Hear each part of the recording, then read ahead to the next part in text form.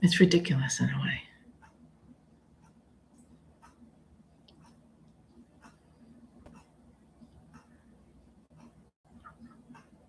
We have 5 seconds until we're live. No, 10, 9, no, 11, I don't know. Anyway. Hello, everybody. We are live, and it is almost 5 o'clock. Welcome to all of you who are here.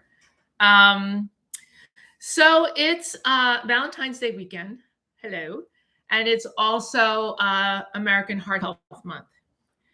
In 1973, we developed American Heart Health Month to encourage Americans to become healthier, eat healthier, live healthier, because we were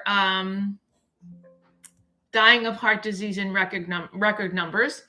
And it was the leading killer of both men and women in the country in 1973.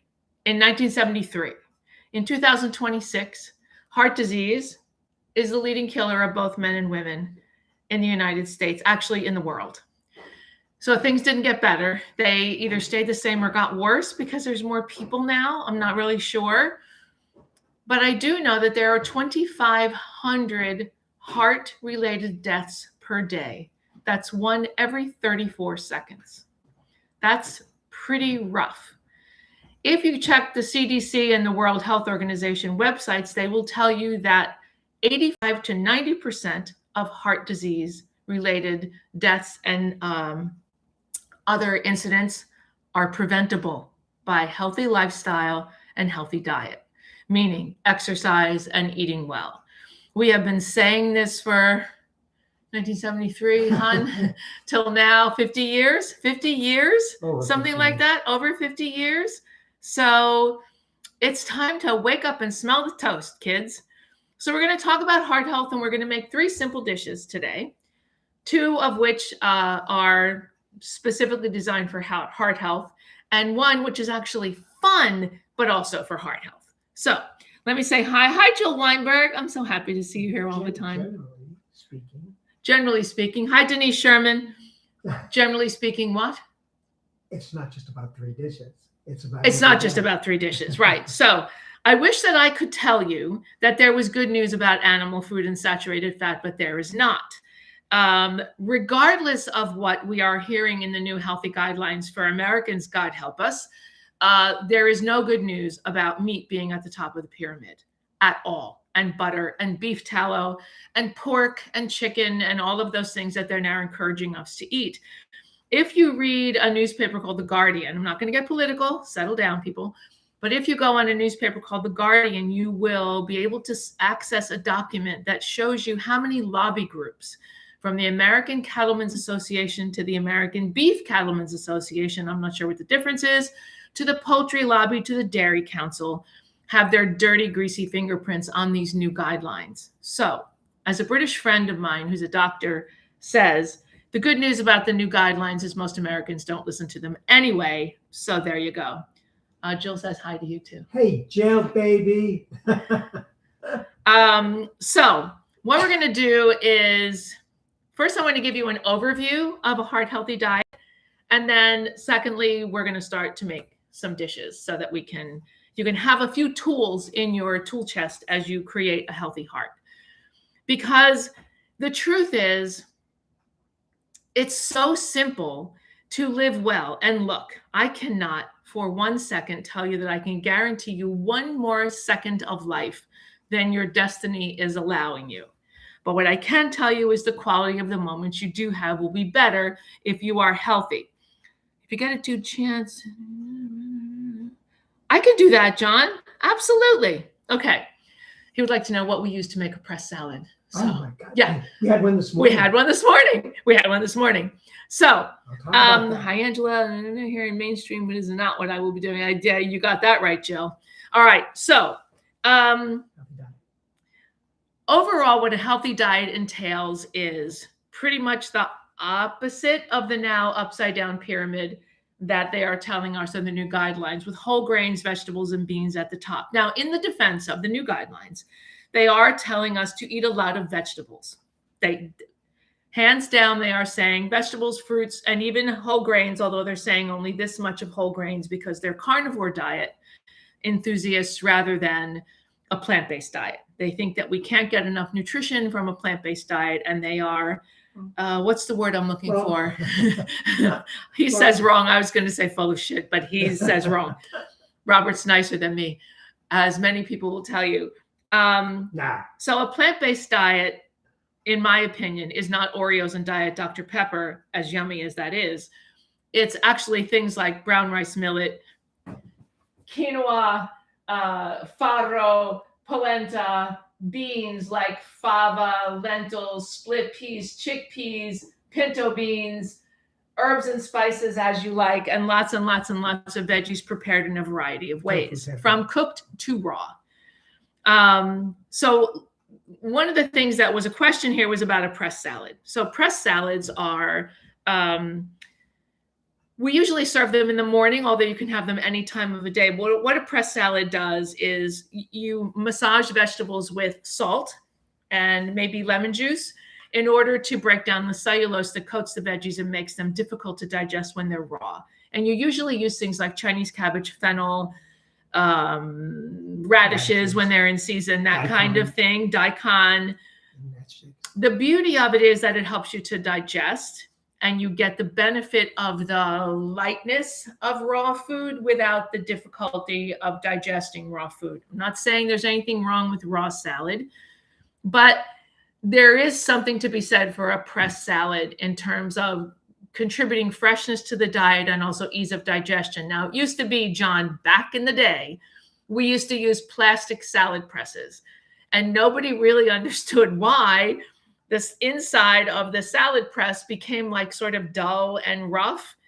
And it was all the plastic from the salad press being broken down by the salt and going into the salad. So much for it being healthy, but we didn't know. So what we do now in our house is we have a big salad bowl that we use, put the ingredients in, massage it with salt. Don't just toss, you massage it with salt and kind of break the veg down. And then we put a plate on top and a jar of pennies. That's it. Press for 20, 30 minutes.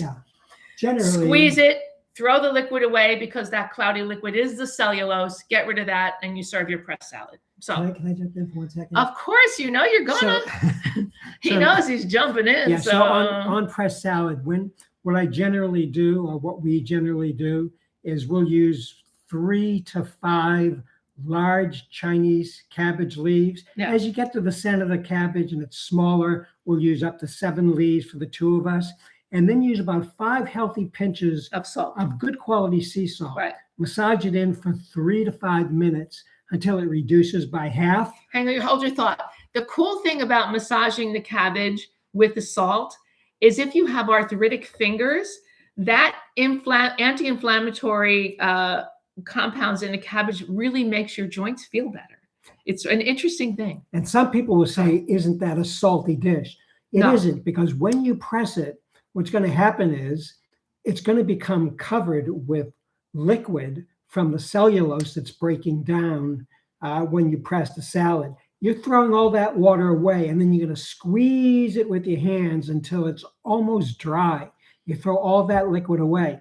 And the other thing we generally do is we'll put in we'll cut a lemon in half, and when we press it, we'll squeeze the lemon juice into, after it's been pressed, we'll put lemon juice, and then we sometimes serve it with tangerine slices or pomegranate.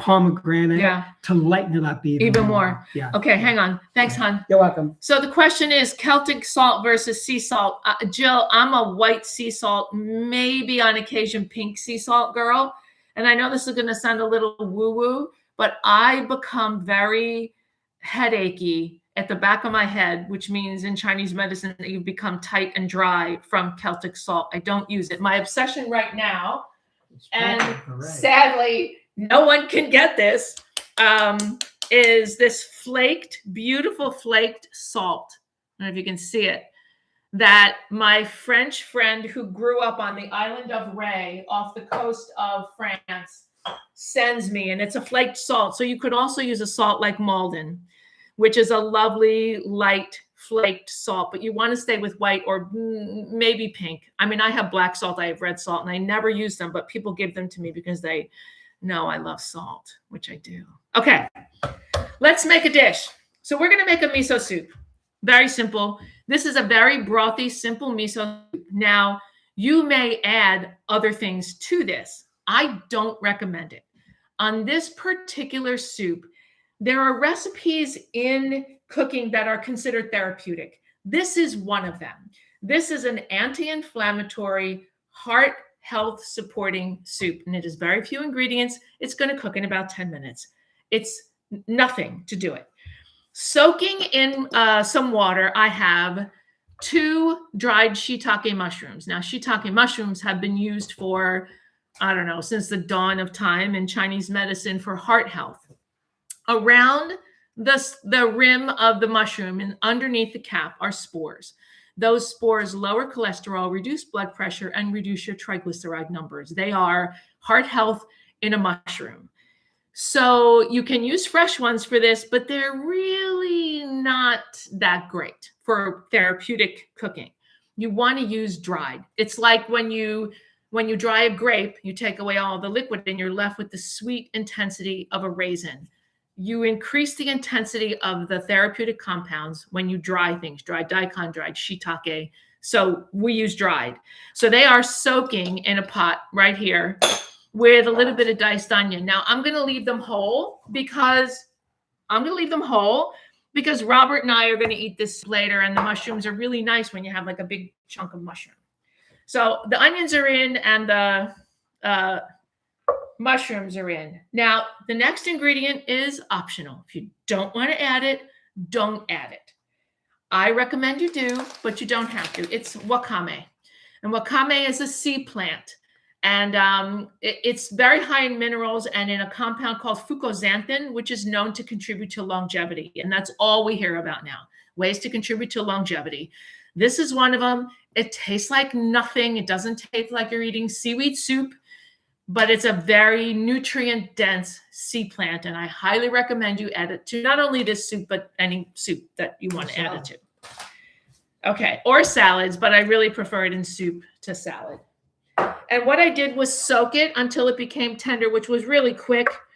And you want to give it a rough chop only because you don't want somebody with big lumps of sea vegetable dripping down their face. It's no other reason than that.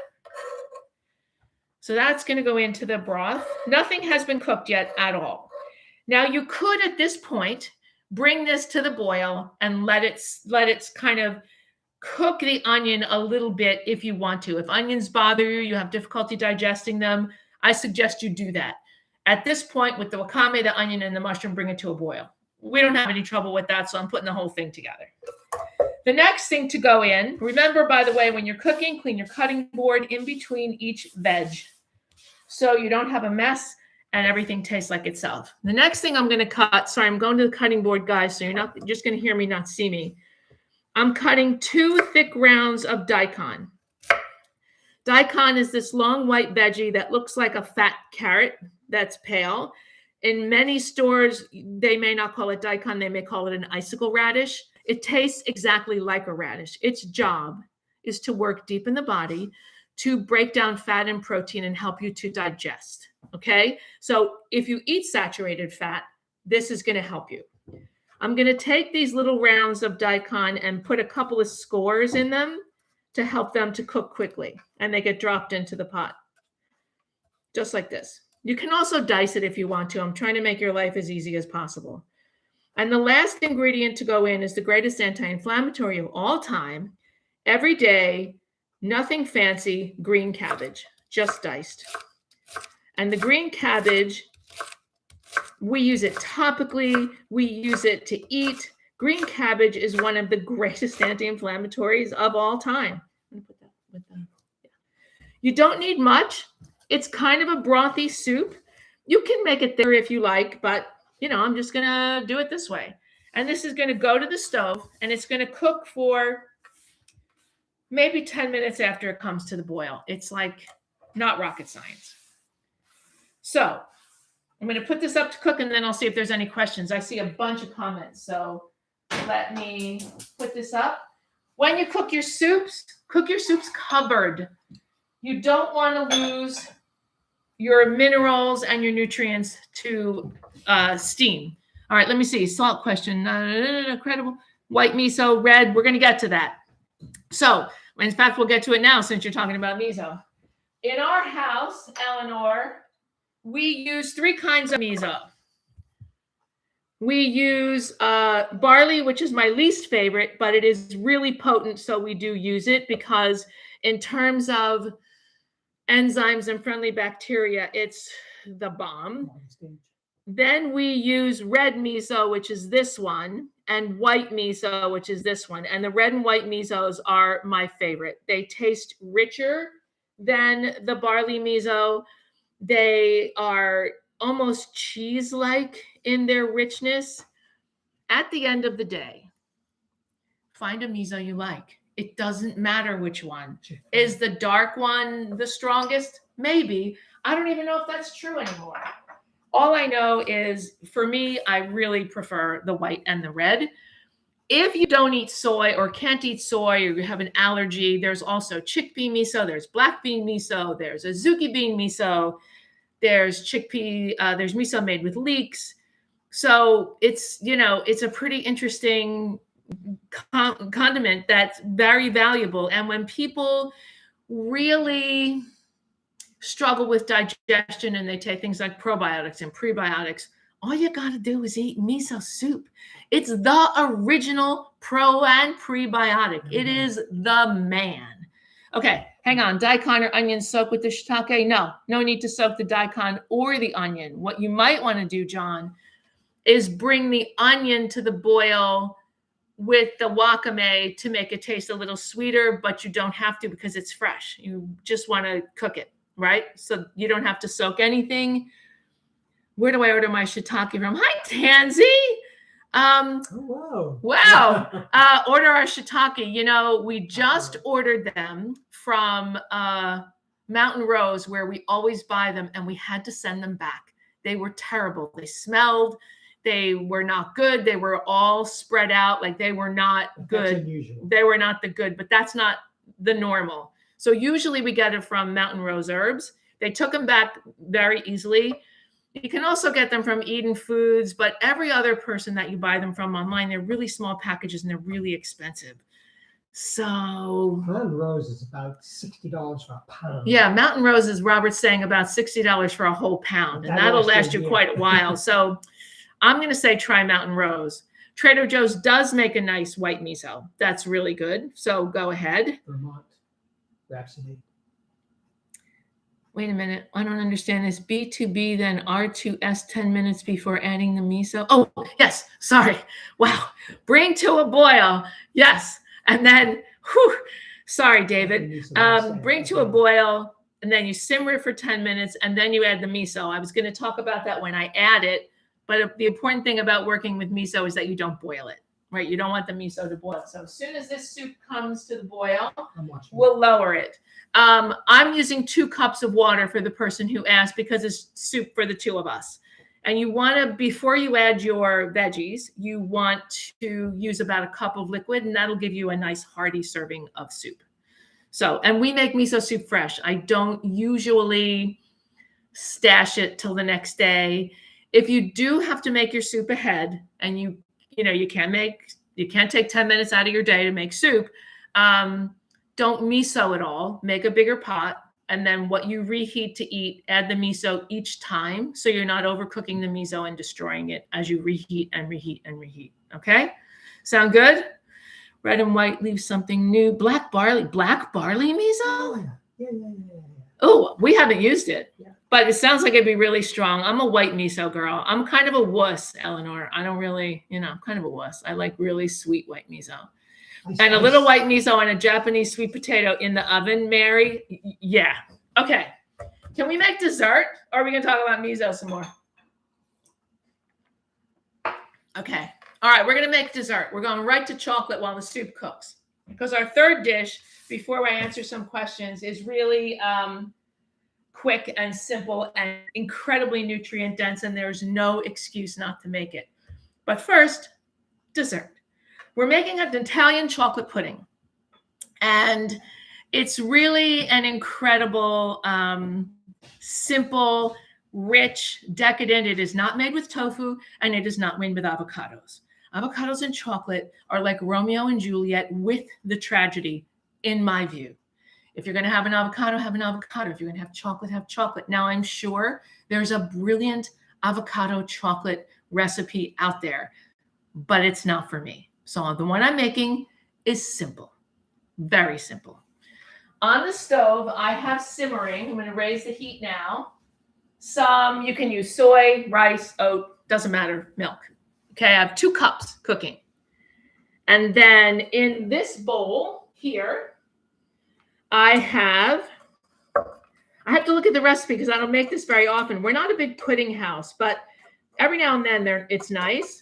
In this bowl, I have a 1/2 cup of coconut sugar, a 1/3 cup of cocoa powder, 3 tablespoons of arrowroot, and I'm adding to it some fresh ground cinnamon. Okay. I'm using a Phenamill to grind my cinnamon from cinnamon sticks. You cannot believe how good this smells. I mean, if I could possibly let you all smell this, it would be unbelievable. When I first started working with these guys, I was like, oh, great, another gadget that's going to gather dust. Great, can't wait. I don't cook one meal without this thing. Not one. Salt, pepper, spices, hot spice, cinnamon. It all gets used. And they keep sending me new Phenamills, which I love. So I have them in all different colors. Anyway, so we're going to whisk together all these dry ingredients, including the thickener. And while the milk, quote unquote, comes to temperature, we're going to coarsely chop some dark chocolate. I'm using 85%. Anything over 70 is considered healthy. Anything less than 70 has more sugar than it does cocoa, so you want to be careful. Now, there's a difference between using chopped chocolate and chocolate chips. If chocolate chips are all you have, use chocolate chips. If you have a bar of chocolate, use it. Chocolate chips are designed to not really lose their shape. That's why you can make chocolate chip cookies and still identify the chips. Chocolate is meant to melt. It's tempered in a different way. So I tend to use bar chocolate for some things like ganaches and puddings, and chocolate chips for things like cookies, where it doesn't really matter so much. And if you make chocolate chip cookies with chocolate chunks, say that 3 times fast, what you end up with are cookies that have to sit quite a while before you can put them in a container because the chocolate doesn't come back to temper as quickly. So I'm chopping it just sort of roughly. And if you notice, I'm chopping it on the package, the cardboard part of the package. And it's a little trick that I learned from a pastry chef a long time ago. This will allow me to pick it up off the board, not lose a drop of chocolate, and dump it into the milk when the milk is boiled and thickening. So we're just waiting for the milk to come to temperature, and we'll go to the next step. Are we good? Everybody good? I love pudding too, Eleanor. Robert's not a big, yes, okay. The recipe for the pudding is on my website. I don't know, the soup is not on the website, but it's miso soup. You saw how we did it. Talk about hard half an olive oil. I am. Hang on, I gotta get the whisk is here. Hold on. Hold that thought, dear. I was gonna talk about it when I made the salad. Okay, good. So I think I have to tip this a little. Sorry, guys. I'm trying to get the position so you can see the stove. So into the milk, I am now adding and whisking the dry ingredients that I just spoke about. The arrowroot, the cocoa, the cinnamon, and the coconut sugar. And we're going to cook that. And as soon as it's well blended, sorry, you're looking at my back, sorry. As soon as it's well blended, in goes the chocolate. And we didn't lose a drop. And now you're going to stir. This is the hardest work of this recipe because now you have to stir until it thickens and becomes silky. It doesn't take a very long time, but if you undercook the arrowroot, which we have to be careful not to do, if you undercook the arrowroot, if you want, I'll do that when you chat. If you undercook the arrowroot, your pudding will taste starchy. So you don't want that. That's like not so nice. So we're going to take this actually, and Robert's whisking it to thicken, but you can't walk away from it at this point or there'll be lumps. I mean, it's not, is it the end of the world? It is not. And then when it comes off the stove, we're going to add to it some vanilla extract. The thing you don't want to do when you're baking or making pudding or cooking something that requires vanilla toward the end, like a ganache or a custard, or not cookies. Cookies, it goes into the batter. But if you're making like a pudding, you don't want to cook your vanilla. You want to add it at the end, because otherwise your vanilla could take on a like a metallic aftertaste. It's no big deal. If you cook the vanilla, it's no big deal, but you try not to. I have a question. Yeah. Will those crack? No, we're going to put another spoon in. These glasses, I just asked. These glasses belong to Robert's mother when he was growing up. So he just said to me, before you put the pudding in the glasses, are they going to crack? And I said, no, because we're going to put a metal spoon in it. If you're using a glass that's not normally used for heat, you put a metal spoon in before you put anything hot in, and it absorbs the heat and your glass won't crack. We hope, she said. We hope, she said. Shut up. Let me see. Can I see? Yeah, let me see. Yeah, this is what I want. Turn the heat up. Okay. Yep. So what I have now, I'm going to add a little vanilla. What I have now is a very liquidy, it's like thick chocolate milk at this moment, right? So, but how you know it's right? You see how when I'm whisking, I don't know if you can see this, there's like a stream forming after it in the chocolate, almost like a swirl.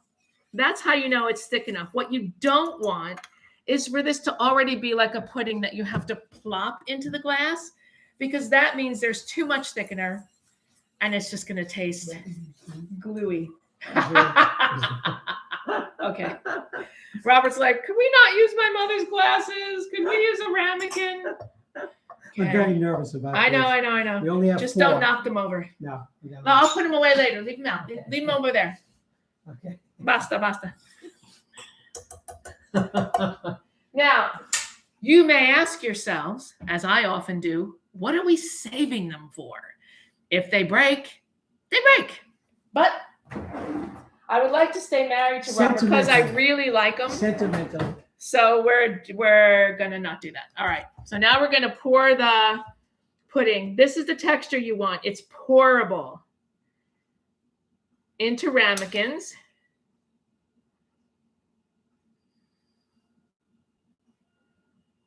Hand me that third metal.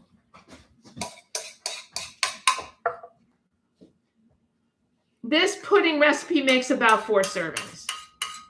So the extra, this will just go into the fridge. And you can either put this in the fridge or, oh yeah, taste that. Yeah, yeah. Delicious. So it can either go in the fridge or you can just let it sort of thicken and serve it almost warm. And then I'm going to garnish it with, Robert likes walnuts, so his will have walnuts on top. I prefer chocolate chips, so mine will have chocolate chips on top, which is also how we'll know each other's pudding. So, all right, so that's the dessert. Done. We're going to set it over here so it can start to gel. This will go in the fridge for later, for tomorrow. Okay. Let's check for any questions. Discovered your show on PBS, I think. Yep, PBS. Many years ago. Don't write many in caps. I'm like, I was just a child when I started. I'm kidding. and have been a huge follower. Thank you. Learned so much. Thank you. That's very nice. Thank you. Thank you. Thanks. We the new season, by the way, as we get ready to make our final dish, the new season, by the way, begins in April across the country. We filmed in Philadelphia. We filmed in Florence, Rome, Naples, Pompeii, and the Amalfi Coast. We're very proud of this series. We have a new crew, and they are just spectacular. And yeah, I can't wait for y'all to see it. And yeah, anyway, yeah, very excited. We're still editing. Robert is. I don't watch, but Robert's still editing. Okay. So final dish. Every now and then. Every now and then. I have to go in. I asked Christina to look at something, and she's not very happy about it. But well, nobody can watch themselves. Nobody goes, oh, I can't wait to watch myself. If you do, please. Okay. So this, my darlings, is watercress. Watercress hit every point it needed to hit to be considered the most nutrient-dense vegetable on the planet. I mean, I don't know what that means. It hit apparently 17 points. And all those points tell us that watercress is the best thing on earth. For me, we've eaten watercress for years in our house. It's like almost every day. It's the most delicious bitter green. It's delicate. You don't have to cook it. You can if you don't want. If you want to, you don't have to. If you don't want to. But one of the most common ways we serve it is the way I'm going to prepare it for you right now, which is raw as a salad with 2 ingredients and some seasoning. That's it. I use a ceramic knife, as you can see, so I can chop watercress. If you use a metal knife, which if you do, you do, but if you use a metal knife, you can impart to your watercress a bitter aftertaste, a metallic aftertaste. So if you use a metal knife, you want to hand tear it instead of chop it. It's no big deal. Hand tearing it is as simple as hand tearing it. It's like nothing. So either way is okay. And then the other ingredient in terms of ingredients are pomegranate seeds. That's it. Also considered one of the most nutrient-dense ingredients. In fact, there was just an article published in the newsletter of one of my heroes, Arnold Schwarzenegger, about the power of pomegranates with heart health. So it was extremely happy. I was extremely happy to see that, actually. So now it's another one of those things we always have in the house when they're in season. When they're in season, yeah. So we're going to dress it with olive oil, some rosé vinegar, but whatever vinegar, or apple juice, or apple cider vinegar, or lemon juice you decide you like. And some salt. I probably won't use pepper. You can if you want to, but I probably won't in this salad. We're going to start with olive oil. When you dress the salad, you want to use olive oil first. This is not a hard and fast rule, but it makes the most sense. It allows everything to stick to the leaves. Vinegar, you want to use your olive oil is 3 parts to 1 part vinegar. And a touch of salt. Not a ton. This is a heart-healthy class. Just a little bit to give things flavor. And then we'll take tongs. Normally I'd use my fingers, but I want to be polite on air. We just toss this together, and this is it. Like, it's done. This is the salad. And we'll serve this tonight with soup and, I don't know, chunk of bread or something, and that'll be it. It's very good for digestion. Watercress falls into the category of bitter greens. Watercress, arugula, escarole, broccoli rabe, endive, radicchio, frisee. And what those greens do is help to nourish the function of the liver, right? It helps the liver to do its job, which is in part to help detox. But mostly the liver's job is to help you to metabolize your macronutrients, fat, protein, and carbohydrates. If your liver's not functioning properly, you can't maintain a weight where you want it to be because you're not metabolizing properly. You're also cranky and nobody wants to be around you because in Chinese medicine, the liver governs the emotion of irritability. So if you're irritable all the time, or people can't talk to you before you've had your coffee, or you're impatient in traffic, or you're behind the person in line who's hunting for their money and you think you'd like to strangle them, you need to pay attention to your liver. And one of the ways to do that is to add bitter greens to your diet, which takes me to olive oil. No, I use a ceramic knife for everything. No, metal knives do not make other greens go off.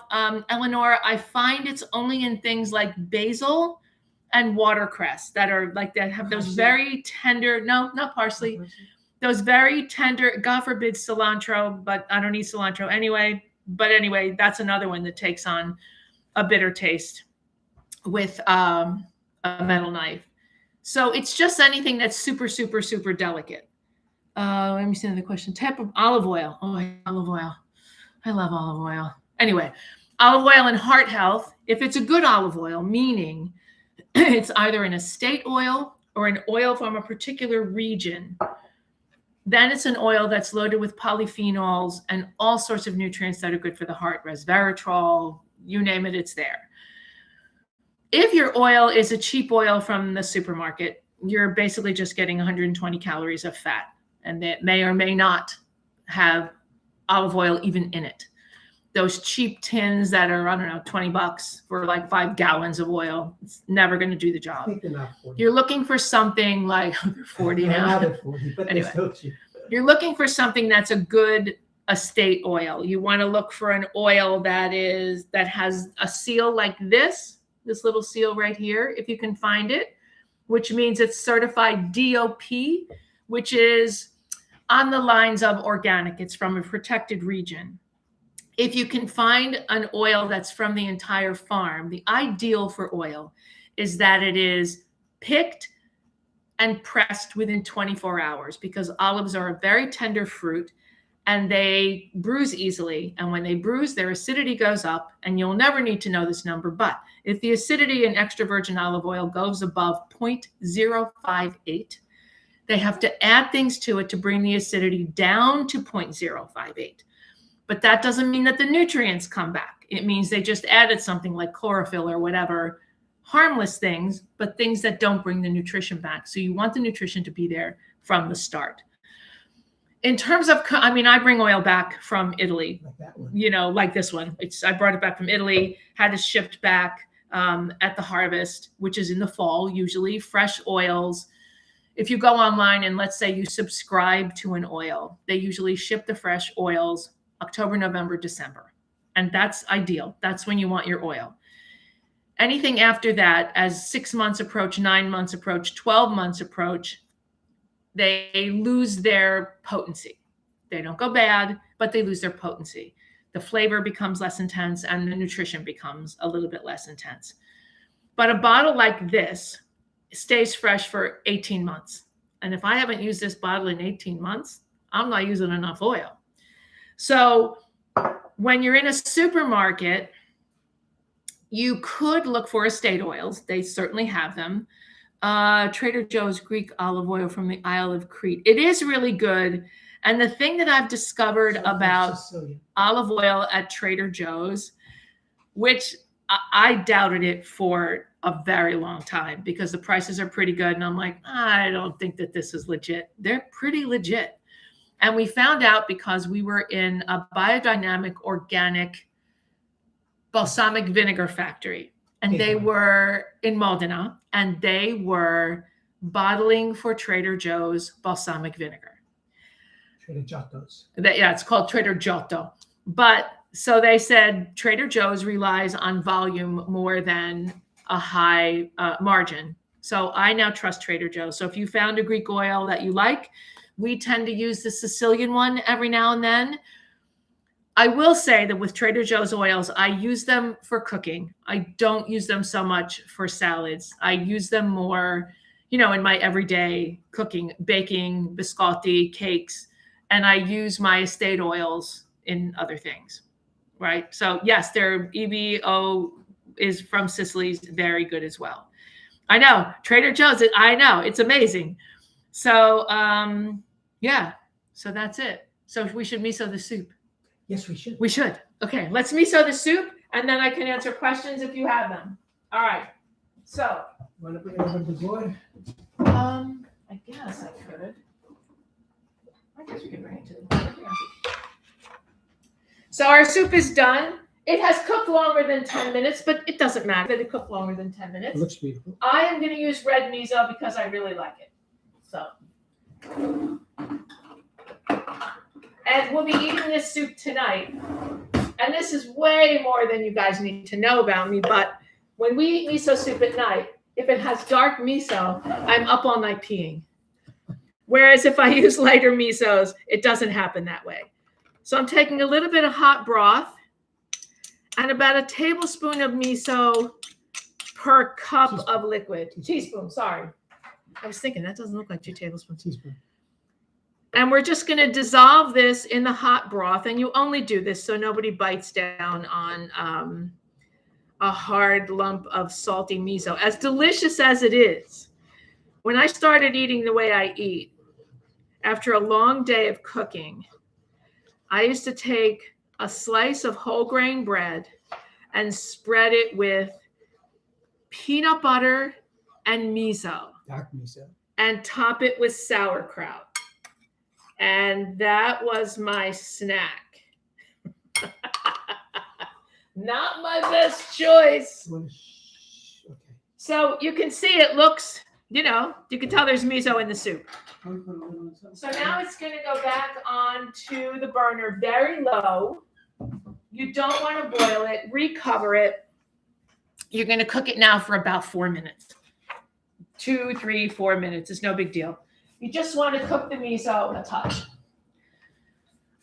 Okay, questions. Type of olive oil. I got that one. Anybody else have any questions? Where did I get my ceramic knife? Well, which one? They're all Kyocera. I have a bunch of them. They're all Kyocera brand. Robert bought me my first one. No, not this one. Oh. No, this is the Santoku. Robert bought me my first ceramic knife about 25 years ago. Maybe longer. And I had seen somebody use it, but I'd never used one. And he gave me this ceramic knife. And I took it out of the box, and it's so light that it nearly flew across the room. And I thought, oh, this is like a toy. No way. Well, by the end of the day, if I could have slept with this knife and not hurt anybody, I would have done that. So I'm a completely monogamous girl when it comes to ceramic knives. I love them. I've used all kinds of knives, but I love ceramic. It stays sharp for 5 years minimum. And then you can send it back to the company or take it to a store that's, sharpens them. It's no big deal. I use it for everything from splitting a squash to slicing watercress. I use it for everything. Let's see. Does miso last forever? Ever. Keep it in the fridge. You can leave it out, but it gets fermented and really strong, and then it doesn't taste so good. But you want to get your miso, you want to keep it in the fridge. But I had a friend who had miso in her fridge for 30 years. She only used a little bit at a time. So it's better preserved than mummies. We use a brand called Rhapsody, which you buy online from a company in Vermont called Rhapsody Naturals. Natural Foods. Rhapsody Natural Foods. Online, they're called Rhapsody Naturals. Okay. Okay. On Instagram, they're Rhapsody Naturals. Okay. But Rhapsody Natural Foods in Vermont. There's also South River in Massachusetts, which I love. Trader Joe's makes a nice miso, but I think they only make white. They only make white. Eden does misos, and I love Eden Foods, but it's not my favorite miso, I confess. Who else do we use? Miso Master exists. Westbray. For me, the top of the line is Rhapsody, but you do have to buy it online. They don't have a retail presence. They sell it 1 pound and 3 pound tubs. Yeah, 1 pound and 3 pound tubs. Patrick Verret does not use ceramic. He says my knife is girly. I don't either. But Robert doesn't either. But no, Patrick doesn't. He makes fun of my knife instead. Okay, when our refrigerator broke, our sourdough starter seemed to get messed up and our bread wouldn't rise. Is there a way to fix that? Yes, make a new starter. Or I think that you will rarely be able to bring it back. Sorry. I mean, you can try, but if it depends on how long it was out. They say you can revive them sometimes, but if your bread's not rising, you can try feeding it, right? well, you can next time you make bread, use your starter, but also use a teaspoon of yeast. Okay, Robert's saying next time you make bread, use your starter, but use a teaspoon of yeast, and then start feeding your starter and see if it comes back. If it doesn't, you're gonna sadly have to start over, which I know stinks. Always use turmeric with little black pepper in my soups. Does olive oil help with the absorption of the? Yes. It's hard to absorb spices at all without oil or fat of some kind, which is why they are often used with, like, in Indian cooking with things like ghee or with yogurt or, all those, ingredients that I don't use, but the spices are often used with fat so you can absorb them better. May I ask why you use turmeric and black pepper in all your soups? Don't they all taste the same when you do that? I mean, it's, if you like it, groovy, but I think they would all taste the same. So what do you think, Carol? Just asking. Any other questions? Everybody good? Okay. Next month. So next month we will do March 15th, a month from today, because after that I leave for Europe for a month to work in Florence and Spain. Sold out trips. 2 sold out trips. We still have room in Provence and the Amalfi Coast. We have one room in each. One double room. No, we have 2 double rooms in Provence. 2 double rooms in Provence and 1 double room in Scala, the Amalfi Coast. If you want to come play with us, Patrick and I will be cooking, and Robert, and they're great and fun and small and intimate. But next month we're having a party. We are going to be cooking with a dear friend of mine live at his pizzeria in South Philadelphia. He's a chef from Puglia, and one of my favorite people. He'll be on the TV show this season, and we're going to get together and show you that pizza can be healthy. So that's what we're going to do next month. Hang on, I have a question, John. What brand of food mill do you use? I don't really use a food mill. Food mill for what purpose? You mean for like straining things? I don't really use a food mill. The food mill I have was my grandmother's. One of the ones where you go like this. And I use it sometimes to puree soups, but I confess mostly I use an immersion blender. So, but if I do use a food mill, it was my grandmother's. God knows it's probably made of aluminum, but that's what I use. I don't really have another food mill besides that. You put turmeric and black pepper in your smoothies with cinnamon and ginger, but no olive oil. I use it with flax or ginger. Okay. Well, you need some kind of fat in that smoothie with turmeric and black pepper, or you're not getting a whole lot of benefit, but you could, you could use like a touch of, well, you're using flax and chia. No, you're okay. You're using flax and chia. You're good. Yeah. Okay. If you use nut or grain milk, which one do you recommend? Whatever one you like. I have no preference. I use them very little. I made this pudding tonight. We had to go out and buy soy milk and oat milk to make it. We usually don't use it. Robert likes flax milk every now and then after the gym in like a drink. I don't use them at all. I bake with water and not any of the milks, but whatever you prefer. Almond milk is nutrient dense. I'm not a big fan of coconut milk. I'm not a real fan of it. A mouli grater is fabulous. To ceramic knives need a special sharpener. They are guaranteed for 5 years. Mm-hmm. Usually they go longer. They guarantee them for 5 years, but they go longer. But when you do have to get them sharpened, you have to take them either to a store that does it, send it back to the company, which will take about 10 days. Or there used to be a sharpener by a company called Chef's Choice that was for ceramic. And they ended up taking it off the market because there weren't enough people using ceramic knives. So, yeah. So you have to send it back. But listen, you're guaranteed. When I finally sent my first knife back to be sharpened, it was 7 years and it still was sharp. So, okay.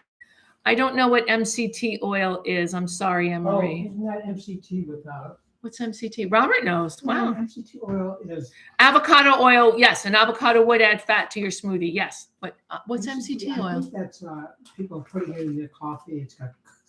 I don't know. If it's trendy, it's probably not anything I know about. Food mill with butternut squash to reduce the stringy texture. Yeah, why not? Yeah, absolutely. Will the ceramic knife crack if it's dropped? Yeah, it can. Not on the table, but if you drop it on the floor, it might. Oh, medium chain triglycerides. Like coconut oil. No, I don't use it at all. I think we get enough medium chain stuff that we don't need it. Ceramic knife will break if you drop it on the floor, but it probably won't drop. If you break it on the table, it probably won't break. But they're fragile. The one I use, this one, is shot through with metal, so it's very unlikely that it will break. It's almost $400. But they also say, yeah, this one was $400. $385. But they sell them shot through with metal for as little as $80. The cheap ones that you find for like $29, $35 are a white blade. That is pure porcelain. You drop that puppy, you no longer have a knife. And they'll replace it once, Kyocera. They won't replace it more than once. So just be careful. Okay. Oh, thanks. That's so nice of to say. Thank you so much. Nutrition. Also, all things about being you're Sicilian American. Here we go. Now my husband will never get off the phone. Okay. MCT is used in keto. That's why I don't know much about it, because it's not my kind of thing. Okay. Nowadays, even food choices are political. Maybe, probably always was. I don't know that food choice. Well, it's become political. Like you said, everything's political. So the one you got from my website was a Kyocera. The ceramic knife you got from my website was a Kyocera. It's my favorite. There seems to be politics in everything now. Good, bad, or indifferent. I think we have to be awake. So we have to be involved and and more important, no matter what side of as I get ready to close, I miss the scene too. As I get ready to close, I'll just say one thing, and it doesn't matter which side of the aisle you fall on, or I don't care which side of the aisle you fall on. There's a lot of ugliness and meanness and hatred out there, and it is up to us, each individual, to be kind, to take care of each other, to watch out for each other, to hold the people we love close, and try to find our way back as a culture to our humanity. That's all that matters. It doesn't matter who you voted for or whatever you think. Try to find your way back to your humanity. Talk to people you don't agree with. Make your table long and everybody welcome. That's how I feel.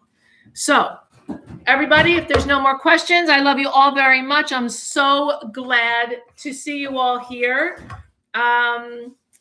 Next month we'll be making pizza and maybe a stuffed pasta. We're debating, but our friend has this very unique pasta shape, and we're going to try to figure out how to stuff it. So thank you so much.